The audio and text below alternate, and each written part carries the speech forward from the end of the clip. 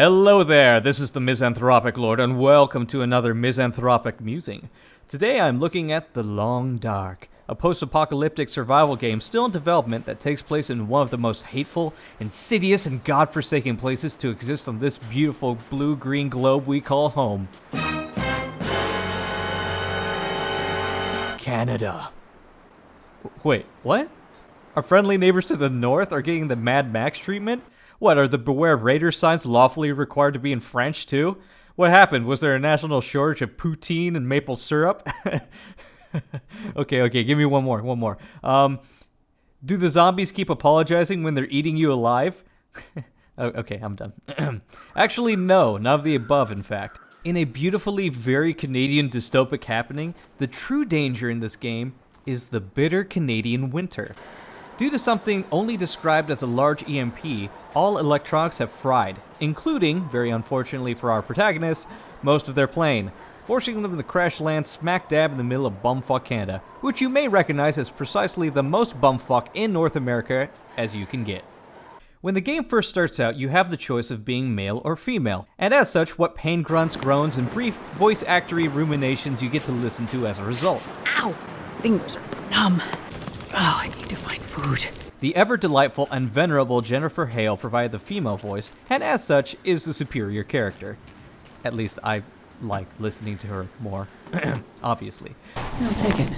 After choosing your gender, you get to choose the stage of your inevitable demise in varied locations based on how much you've explored in the game before. At first, you only have access to a few regions ranging from a snow-covered forest, a snow-covered coastal town, and a snow-covered mountain. If you've been paying attention, you may have picked up on one of the reoccurring themes in this game, which is the Canadian staple of being colder than Ann Coulter's Little Black Heart. The cold is oppressive and ever-present, giving the feeling of never being fully safe even within shelter. You may not think about this, but electricity is kind of important, especially when it's absolutely frigid out. As a result, everyone has become a different brand of meat sickle, and you are well on your way.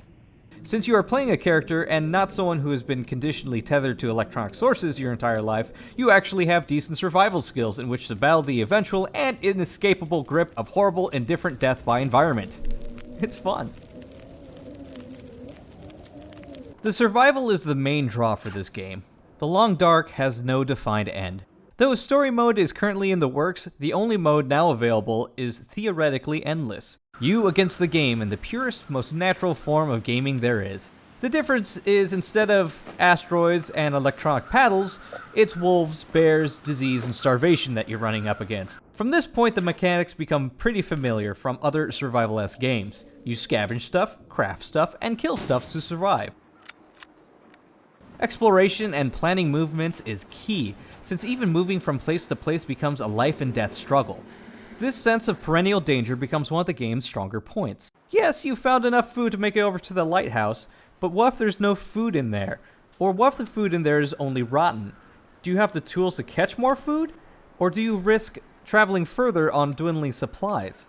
Is your gear okay, or do you need repairs and you need to find the tools to craft those repairs? All of these choices have real life and death consequences that feel impactful and make success or failure that much more palpable.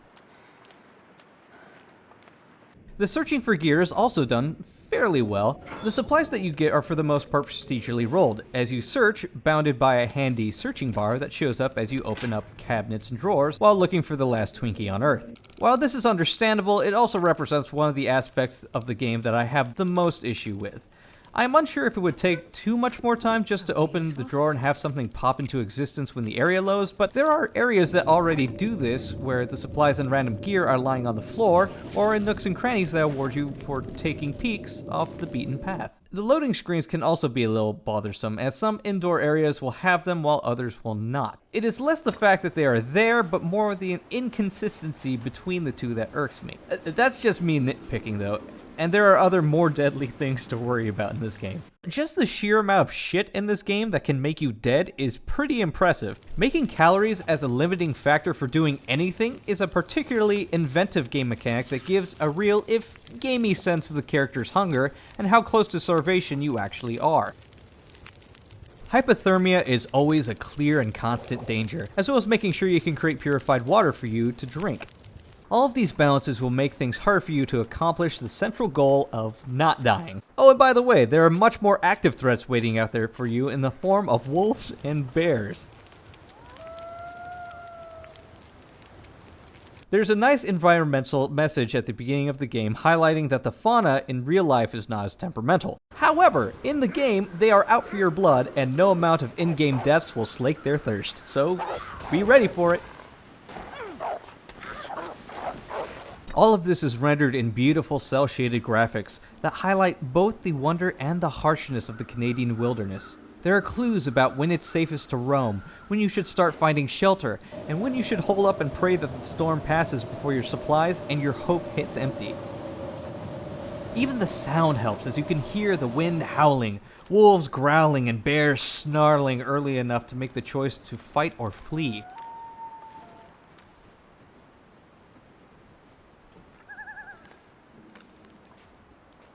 In the end, the game is immaculately crafted, well designed, fun to explore, and a joy to survive in. The only negative I'll hit on right now is the endless mode can get tedious to go through once you've explored and know where most of the best stuff is, since the world is static for the most part. Hopefully it gets boosted a tad by the eventual story mode, but even with that being said, The Long Dark joins an elite group of pre-release games that I can confidently recommend you pick up, regardless of its eventual finish. Just make sure you pack some long johns for the long road ahead, or the long dark may catch up to you before you're ready.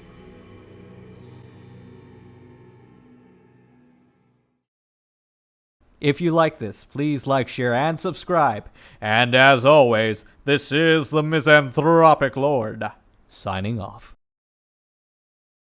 God keep our land glorious and free. Oh, Canada, we stand on guard for thee.